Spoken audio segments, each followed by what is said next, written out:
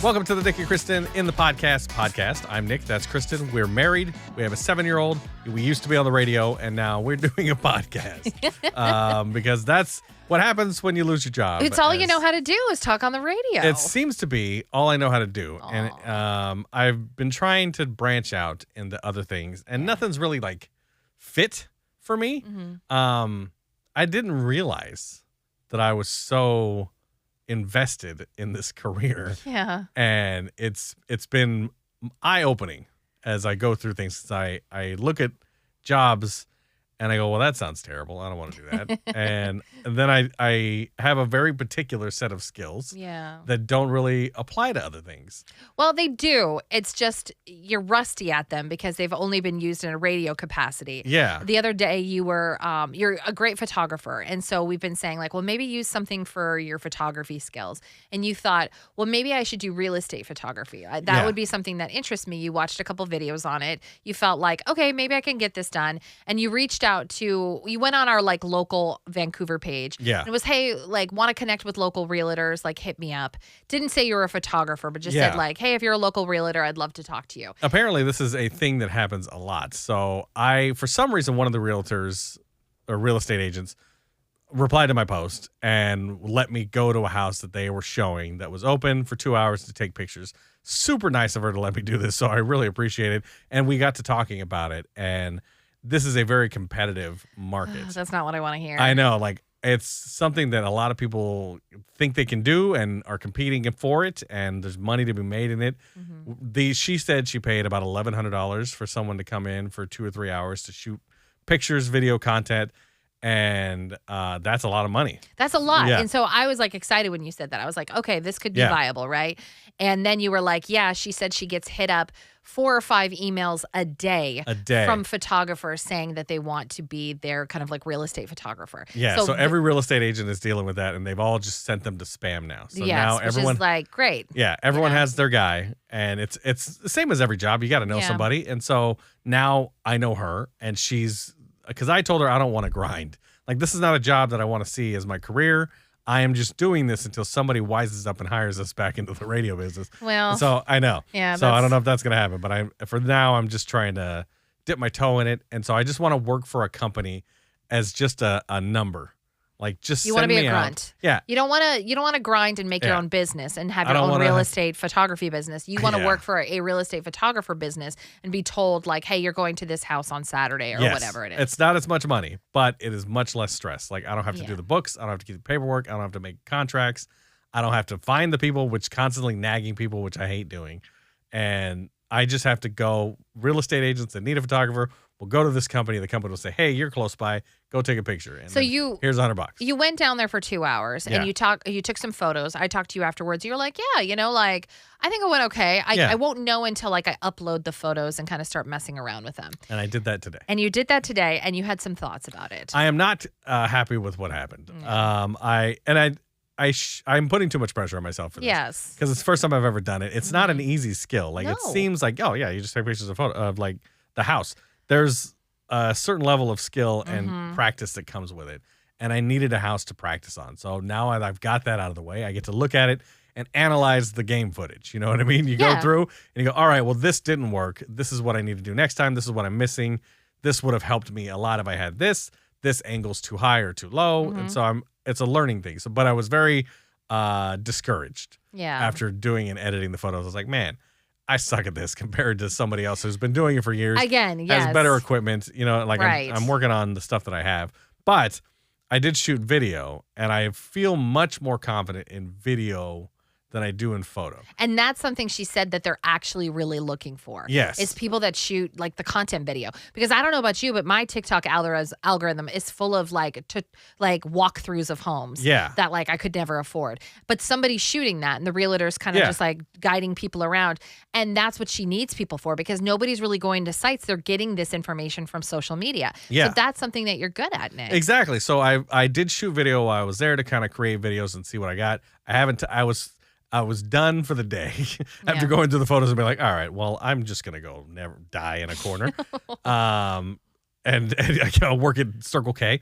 So I'm going to do the videos tomorrow, and we'll see how I feel about that. All right, so good. I'll check in with you guys tomorrow and see if I'm a little more confident in the videos because I feel much more confident in that than I do in photos. And if I do get this job, and if I do find a new career in photography or real estate photography, or find social media, whatever I end up doing, we can go and celebrate at Sizzler because Sizzler is making a comeback. Why on earth would that make a comeback? So they survived this whole time. No, they didn't. They did. No. Name one Sizzler location. There are 74 Sizzler locations in America. There were 704, and now they're down to 74. They have a new CEO that's like, I'm bringing it back, baby. Stop. I'm going to rejuvenate Sizzler. So they reinvested into the current ones they have. They remodeled all their places, and they invested in making the food good. And they saw a 47% increase in food or in like business. And so they're going to take it national. No, I mean, so here's the thing with these, like, so all these chains get the food from the same place, Cisco. Yeah. Okay. You'll always see the Cisco trucks out in front of these restaurants. There's a whole independent, like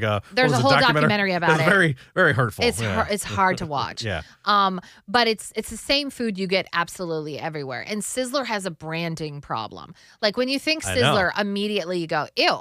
You go ew. No. But in the 90s, no one went ew. Just you. Yeah, the 90s are different. It's 2026 right now. Like but the 90s are coming back. No, they're baby. not. Like places like Chili's, Applebee's, Sizzlers, Black Angus, Outback Steakhouses, all of them are like the branding has tanked because nobody wants the same steak that you could get at every single restaurant. People want like a bespoke kind of experience. Maybe now. I would love to if they had a what's the steak place we go that we love that's everywhere. Well, we always look for City Grill. No, what's the one? Texas Roadhouse. Texas Roadhouse. Texas Roadhouse is a chain. Yes, and they probably get their food from Cisco, but it's good quality. Yeah, and it delivers every time. And if Sizzler can do that again, we go in Sizzler.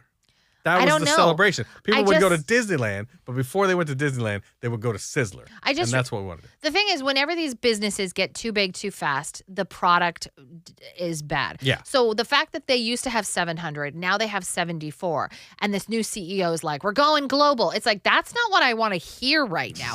I want you to invest in those 74 for a couple of years until it starts winning best of Saskatchewan, Canada's steakhouses. Like, you don't grow too big too fast. Build the brand back up. Yeah. Like, take your time with this because the minute you start going global is the minute nobody's going to want your stuff anymore because they have to cut corners to do that. That's the thing. So they've now, their first goal now is to remodel the current stores they have. Like, they're going to go in, remodel, redo, rebuild.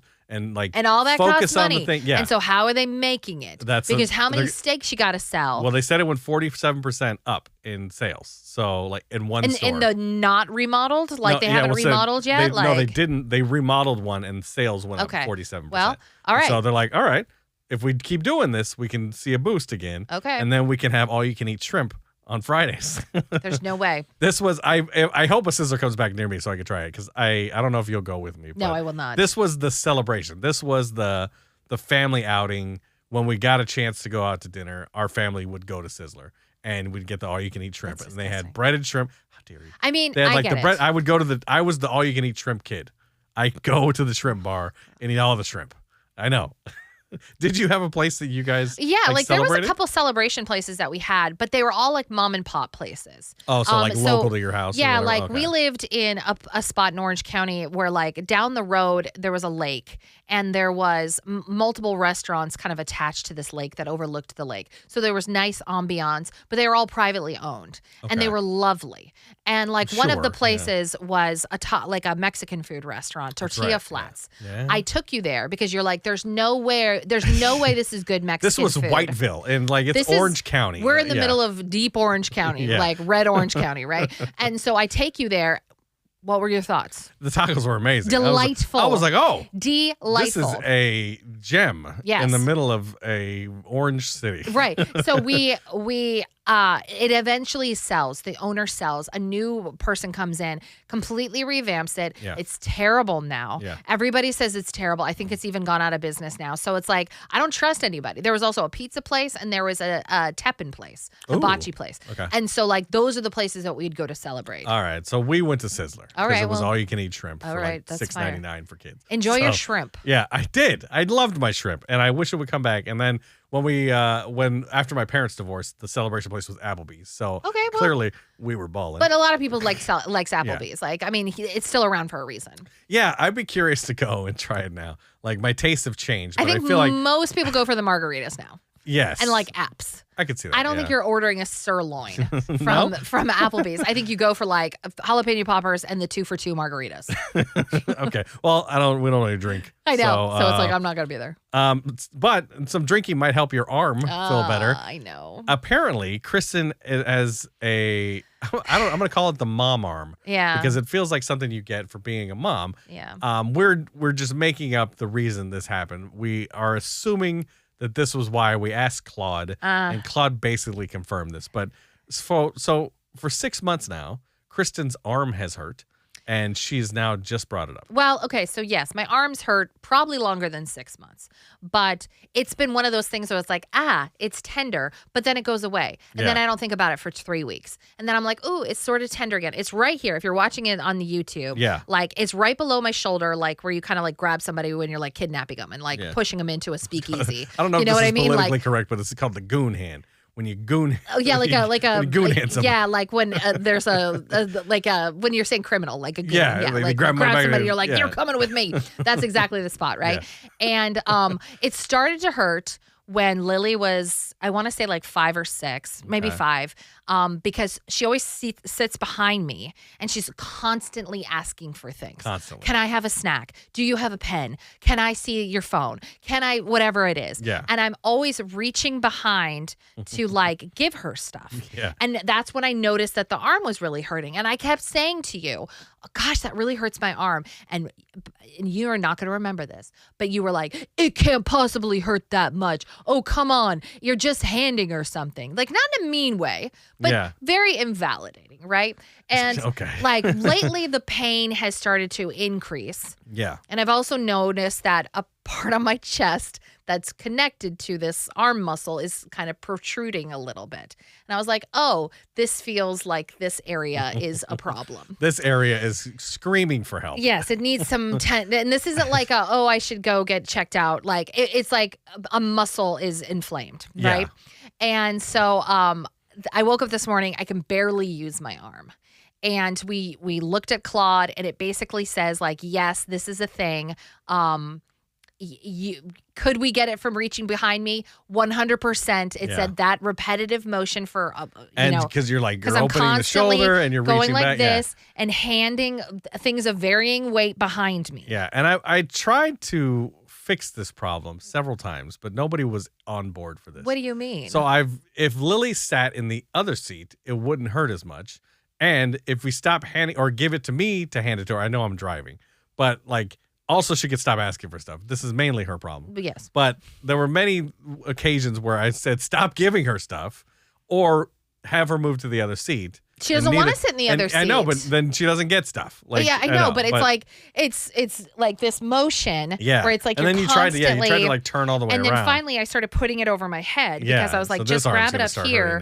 I know, because that's going to be some like repetitive motion. But it's just like, and immediately you were like, well, how long has this been hurting? And I was like, you're not going to love the answer. And it's been like 6 to 8 months that it's been like actively hurting every day now. It's been hurting for years, but it would go away. It's now actively hurting all the time. Yeah, it's been going away. So in between the knee pain that's gone away, like, and the gallbladder pain, now there's an arm pain. Right. So, and it's just like, that's why you're so grumpy all the time. But I don't know how much more I can take. I would imagine you've got to be sick of being in pain. Maybe you should have said something. I know. Well, because I didn't think it was so bad. I always just assumed it would go away. And now it's gotten exponentially worse. Okay. And now it's like I have a doctor's appointment that I'm going to make with my primary care. Because my big thing was like, I don't even know what part of the arm this is called. Yeah. And so I don't know who what do I talk to? Who does this area? Like, I don't know. And so I was like, as an orthopedic surgeon, that doesn't really make sense. So it says basically on Google, like, talk to your primary, Yeah, and then they'll they'll tell tell you which, first of all, what body part this is, and then who treats that. Yeah. And immediately it was like, you're going to need an MRI. And I was like, I just got the bill from my overnight emergency room stay. Yes. And I'm not loving that. And I don't know if I can emotionally be cut open again. Yeah, well, yeah, I know. I hope not. I look but the longer like you wait, the more cutting open you're getting. I've got knee surgery. I've got C-section scars. I've got gallbladder scars. I've got arm scars. Like, I don't know how much more I can take. And then also it's like, I can't take any time off. I'm the only one in this family currently working. Yeah. I only get paid when I go to work. It's not like I have a salaried position. I only get paid when I see clients. Like, I can't take off any time to do this. So there's been a like, we're just going to see if this goes away type of feel. It's only going to get worse. So I know. You need to go. I have a doctor's appointment scheduled. And this is why I complain all the time. I do it for you. Why? You'll never be wondering if I'm ever in pain or if I'm hiding something from you, because I will bitch about it to the end of the earth. I know, but do you understand that, like... Then you'll go, you should see a doctor. And I go, and then I just keep complaining. And then eventually you'll convince me. So I need you to complain. Which sounds better, by the way? Which partner sounds better? The one that's just constantly complaining about something and then not taking any action? Or the person that maybe hides the pain a little bit because they know they have to be strong for their family? Let's just say I've had no surgeries and you've had several. I know. Because you waited and too that's long. why the boot's coming to kick you right where the sun don't shine. Because you waited too long. You should complain more, Kristen, is what I'm saying. That's unreal. Well, let's hope for not another surgery. But we'll let you know. We'll keep you posted. Thank you for watching. Thank you for listening. And don't forget to subscribe.